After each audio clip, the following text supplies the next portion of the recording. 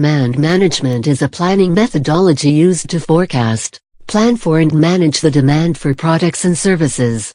This can be at macro levels as in economics and at micro levels within individual organizations.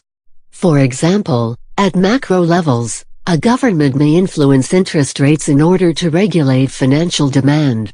At micro levels, a cellular service provider may provide free night and weekend use in order to reduce demand during peak hours. Demand management has a defined set of processes, capabilities and recommended behaviors for companies that produce all manner of goods and services. Consumer electronics and goods companies often lead in the application of demand management practices to their demand chains. Demand management outcomes are a reflection of policies and programs to influence demand as well as competition and options available to users and consumers. Effective demand management follows the concept of a closed loop where feedback from the results of the demand plans is fed back into the planning process to improve the predictability of outcomes. Many practices reflect elements of the theory of systems dynamics. Increasingly, volatility is being recognized as significant an issue as the focus on variance of demand to plans and forecasts. In macroeconomics, demand management is the art or science of controlling aggregate demand to avoid a recession. Demand management at the macroeconomic level involves the use of discretionary policy and is inspired by Keynesian economics, though today elements of it are part of the economic mainstream. The underlying idea is for the government to use tools like interest rates, taxation, and public expenditure to change key economic decisions like consumption, investment, the balance of trade, and public sector borrowing, resulting in an evening out of the business cycle. Demand management was widely adopted in the 1950s to 1970s, and was for a time successful. However, it did not prevent the stagflation of the 1970s, which is considered to have been precipitated by the supply shock caused by the 1973 oil crisis.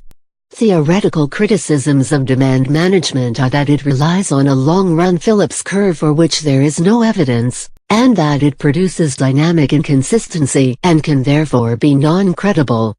Today, most governments relatively limit interventions in demand management to tackling short-term crises, and rely on policies like independent central banks and fiscal policy rules to prevent long-run economic disruption.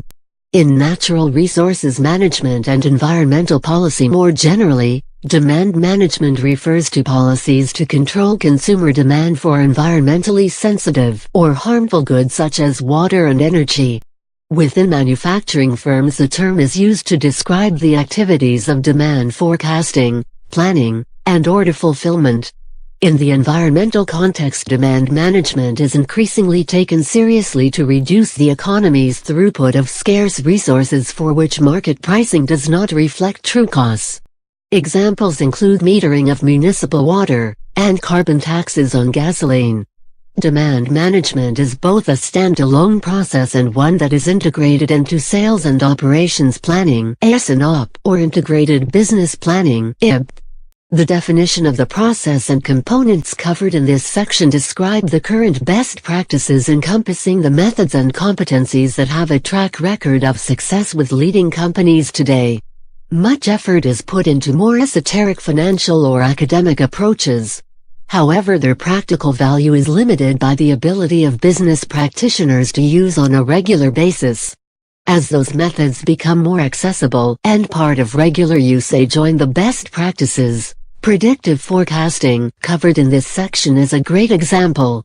Demand management in its most effective form has a broad definition well beyond just developing a forecast based on history supplemented by market or customer intelligence, and often left to the supply chain organization to interpret.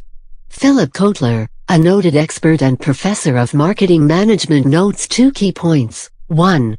Demand management is the responsibility of the marketing organization. In his definition, sales is subset of marketing.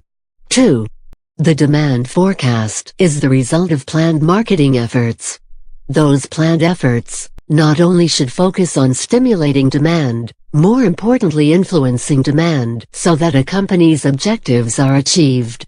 The components of effective demand management, identified by George Palmatier and Colleen Crum, are 1.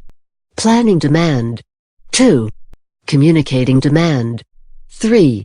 Influencing demand, and 4. Prioritizing demand.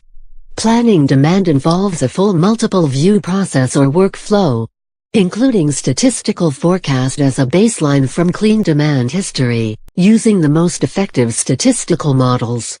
Kai Trepp developed the Microsoft Excel add-in ForecastX to provide practitioners with a workstation capability to assess the best matches between data and forecast models.